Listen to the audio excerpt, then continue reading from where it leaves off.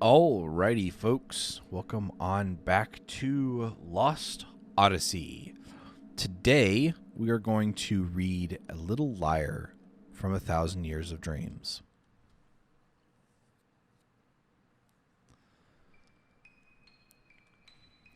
Little Liar.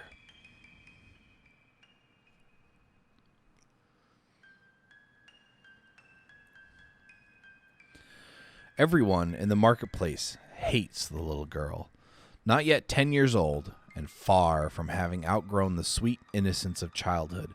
She earns only open contempt from the grown-ups who have shops in the market. The reason is simple. She lies about everything. Hey, mister, I just saw a burglar go into your house. Look, lady, everything just fell off your shelves. Hey, everybody. Did you hear what the traveler said? Bandits are planning to attack this market. Even the most harmless white lies can be annoying if repeated often enough. And the shopkeepers have found themselves growing angry. You better watch out for her too, the lady greengrocer warns Kime. Nobody here falls for her lies anymore, so she's always on the lookout for newcomers or strangers. Someone like you would be a perfect target for her. She could be right. Kime is new to this town. He arrived a few days ago and just started working in the marketplace today. What do her parents do? Kime asks while unloading a cart full of vegetables. The woman frowns and shakes her head with a sigh. She doesn't have any. They died? The mother did at least, maybe 4 or 5 years ago. She was a healthy young woman who never so much as caught a cold in her life.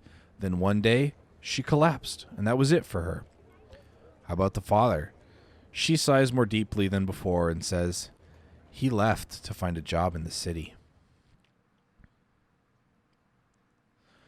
The parents used to operate a variety of stores in the market, though the mother almost single-handedly took care of the actual buying and selling of the many goods they carried. As soon as she died, the shop's fortunes took a plunge, until it was eventually taken over by somebody else. The father went off to the distant capital city and searched for a good-paying job that would enable him to cover their debts. He promised to come back in 6 months, but he has been gone a whole year now. Letters used to arrive from him on occasion, care of his friend the tailor, but those two gave out about 6 months ago. I guess you could say it's sad for such a little girl to be waiting around for her father to come home. But still. The girl now sleeps in a corner of the communal storehouse run by the people of the marketplace. We used to talk about taking care of her, to be stand-in parents for her until their father comes back. This is no surprise to Kime. He knows from his own experience that all the people who work in the marketplace, and not just for this plump, kindly woman, are good-hearted and generous despite their limited means. Otherwise, they never would have hired a stranger like himself. But long before that, 6 months went by. We were all heartily sick of her. She was a sweet, simple girl while her mother was alive, but this experience has left her kind of twisted. All her sweetness is gone. Of course, we all feel sorry for her, and we take our turns feeding her and dressing her in hand-me-downs. But the way she keeps telling lies to all the grown-ups, nobody really cares about her anymore. Why can't she see that she must be lonely, don't you think? With a pained smile, the woman shrugs and says, That's enough gabbing for day. Work, work. And she goes back inside the shop. Kime is sorting the vegetables he has unloaded in the front of the shop when he hears a little voice behind him. Hey, mister, you new here? It is the girl. Uh-huh. You're not from the town, are you? No, I'm not. Are you living upstairs while you work here? For a while, at least. That's what I'm hoping to do. I'll tell you a secret, okay? It's starting already. Okay, Kime says without pausing in his work. There's a ghost in this marketplace. The people here don't tell anybody about it because it's bad for business, but it's really here. I see it all the time. Really? Responds Kime with feigned surprise. He decides to play along with her rather than scolding her for lying. In this endlessly long life of his, he has encountered any number of children who have lost their parents or been abandoned by them. The sadness and loneliness of children who have been cast into the wide world are exactly what Chaim feels for himself as he continues to wander through the infinite flow of time. What kind of ghost? A woman, and I know who she is. It's the ghost of a mother who lost her child, she says. Her little girl, her only child, died in an epidemic. Overcome with grief, the mother chose to die, and now her ghost appears in the market every night, searching for her daughter. The poor mother. She killed herself so she could be with her daughter, but she can't find her in the other world either, so she keeps looking for her out here and calling out, "Where are you? Hurry and come with Mommy to the other world." The girl tells her story with deadly seriousness. "Don't you think it's sad?" she asks Chaim. She actually has tears in her eyes, which is precisely why Chaim knows she is lying. Even if he had not been warned by the woman, he would know that this was a lie based on what she told him about the girl's background. Chaim carefully arranges bunches of well-ripened grapes in a display crate and asks the girl, "Why do you think the mother can't find her daughter?" "What?" the girl asks him with a dazed stare. "Well," he explains, "the girl is not in the other world, and she is not wandering around in this world. So where is she?" Chaim does not mean for this to be a cross-examination. He simply feels that someone who lies out of sorrow can have a far easier time of it by recognizing the lie for what it is. The loneliness of a girl who has lost her mother and been abandoned by her father consists not of telling one little lie, but in having to keep on lying. Now that you mention it, that's a good point, the girl says, smiling calmly. Really, where did the girl go? Chaim momentarily considers pointing at the girl as if to say, right here. But before she can do, she continues. Is this the first time anybody's asked me that? You're kind of different. I wonder. No, you are. You're different, the girl insists. I think we can be friends. Her smile deepens. Chaim smiles back at her, saying nothing. Just then, they hear the greengrocer coming from the back of the shop, and the girl dashes away. Just before she disappears around the corner of an alleyway, the girl gives Chaim a little wave as if to say, "See you soon." For the first time, the face of the girl, with the all too grown-up speaking style, shows a hint of childishness befitting her years. The girl begins coming to see Chaim at the shop several times a day when the lady grocer is not around. She tells him one lie after another. I baked cookies with my mother last night. I wanted to give you some, but they were so good I ate them all. Bandits kidnapped me when I was a little baby, but my father came to save me and beat up all the bandits so I didn't get killed. My house? It's a big white one at the foot of the mountain. You're new here, so you probably don't know it. It's the biggest house in town. You don't have a family? You're all alone? Poor Chaim. I wish I could share some of my happiness with you. All her lies are born of sorrow. Sad, lonely lies. She could never tell to marketplace people who know her background. At the end of every chat with Chaim as she is leaving, the girl holds her finger to her lips and says, "This is our little secret. Don't tell the lady grocer." Of course, Chaim says nothing to anyone. If he happens to find himself in the situation where the market people are speaking ill of the girl, he quietly slips away. Lies and disparagements are funny things. They don't take shape because someone tells them, but rather because someone listens to and voices agreement with them. A truly isolated individual can never speak ill of anyone. The same can be said regarding lies. Because she has someone to tell her lies to, the girl need not fall into the abyss of true isolation. To protect her small, sad share of happiness, Chaim plays the role of her listener, raising no objections. One day, when the girl comes to see Chaim, She takes special care not to be noticed by the lady grocer or by the owners of the neighboring shops. Tell me, mister, are you planning on staying here a long, long time? No, I'm not, Chaim says, continuing to unload vegetables and fruit. You be leaving when you save up enough money? Probably. But you don't have enough yet? I'm getting there, he says, turning a strange smile on the girl.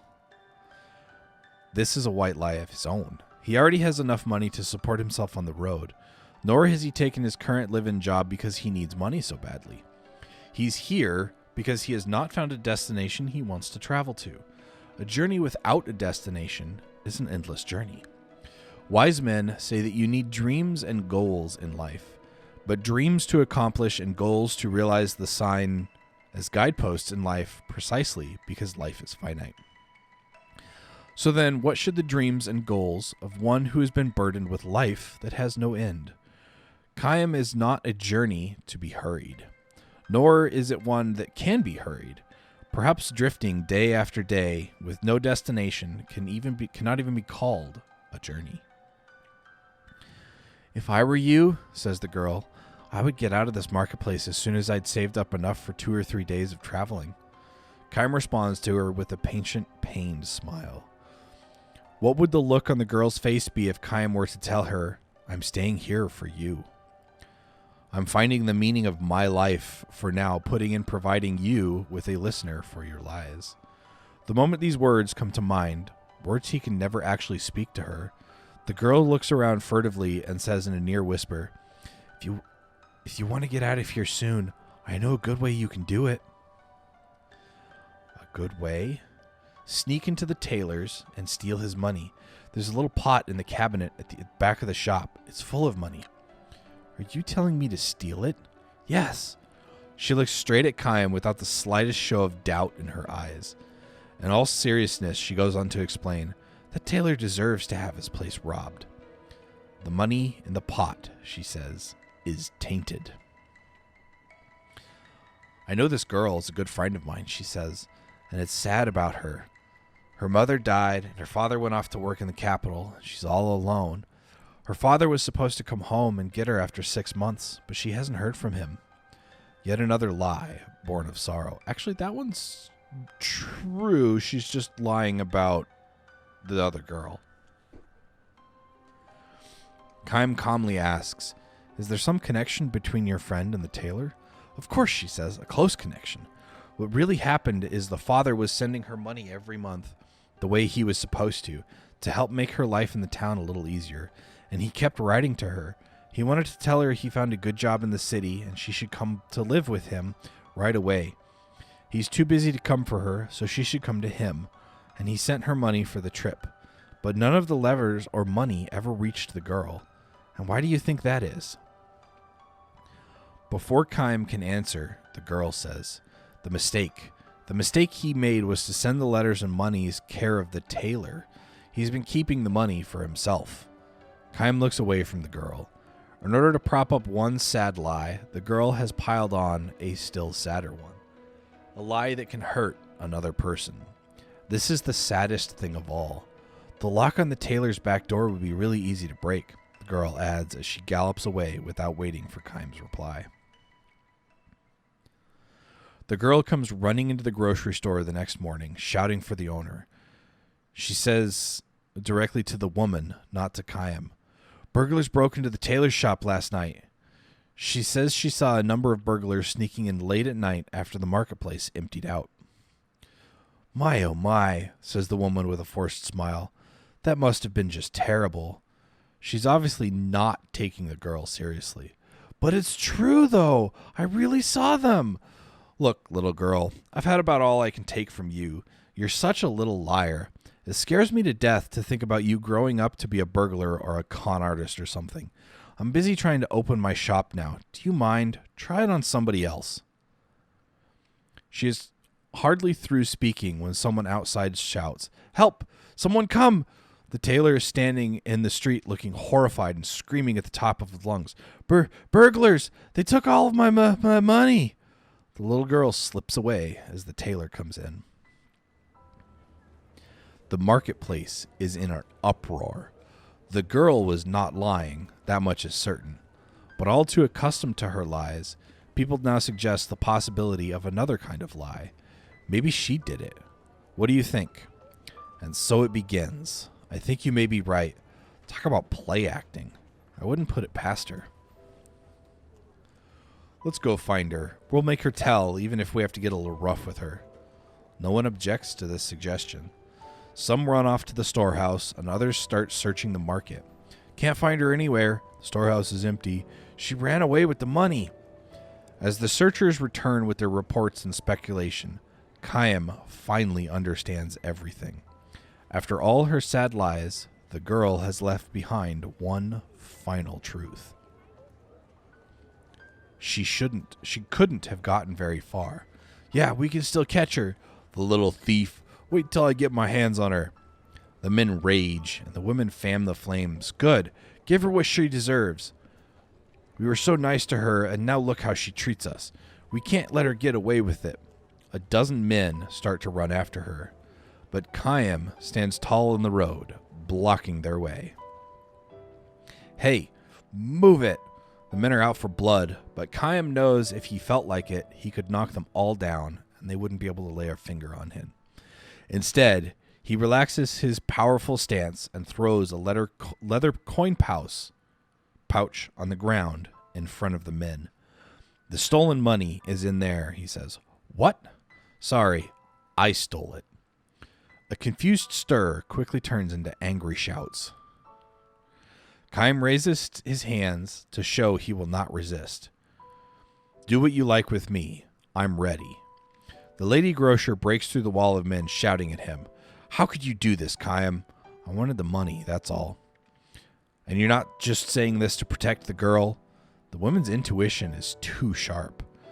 Forcing a smile, Chaim turns to the tailor and says, It was all in the pot in the cabinet, right? The man nods energetically. It's true. He must have done it. I had the money in a pot. He's the thief. The money wasn't the only thing in the pot, though, was it? What are you saying? You had some letters in there, too. Letters from the girl's father. That's a lie. Don't be crazy. It's true, though. No, there couldn't have been any letters. I threw them all. The tailor claps his hand over his mouth, but it's too late. The lady grocer glares at him. What is all this about? No. I mean, you better tell us everything. The people's angry glances turn from Chaim to the tailor. Some days later, 2 letters arrive from the girl addressed to the lady at the grocery store and the nice man upstairs. Chaim's letters say the girl managed to find her father in the capital. He has no way of knowing if this is true or not. It is hard to imagine a little girl finding her father in the big city so easily without knowing his address or workplace. Still, he decides to believe it. When the girl's letter says, I am happy now. Human beings are the only animals that lie. Lies to deceive people, lies to benefit oneself, and lies to protect one's own heart from the threat of crushing loneliness and sorrow. If there were no lies in this world, much strife and misunderstanding would surely disappear. On the other hand, perhaps it is because this world is a mixture of truth and lies that people have learned how to believe. When he is through reading his letter, Chaim turns to the woman. Concentrate on her own letter. She shyly raises her head when she senses Chaim looking at her. I give up, she declares. Listen to this. I'm so grateful to you and the others of the marketplace for all you have done for me. I will never forget you as long as I live. A liar to the bitter end, that girl, she says, smiling through her tears.